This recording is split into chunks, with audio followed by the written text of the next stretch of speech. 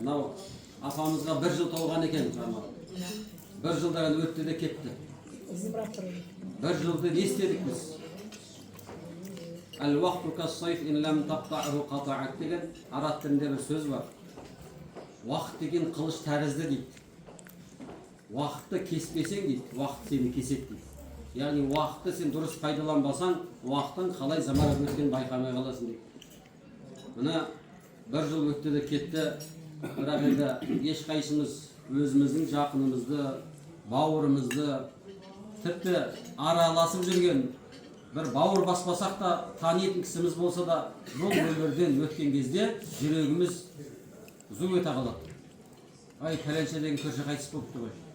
Ол пәленше деген осы бір баласым қайтып кетті деп адам бір ойланады да. Қараңыздар. Өйткені жүрегімізде не бар? Мейірім бар ғой. Сол адамға деген бізде мейірім бар. Жайынды жақсы көрген адамды ойлаңызшы. Мына енді осы шаңыраққа ауыр сынақ берген екен. Атамызда, ағамызда, жаңағы ағамызда қайтып отыр енді, ағамызға Алла күш қуат берсін енді. Бірақ тірі адам тіршілігін жасайды дейді ғой. Өмір деген қамшының қысқа сабындай, тал бесікке тиген жамбас жер бесікке тиеді дейді. Сонда енді Алла тағала баршаларымызды жақсылықтарда, қуаныштарда бас қосып нәсіп қылсын. Алла баршамызды мейіріміне, рахымына бөлесін.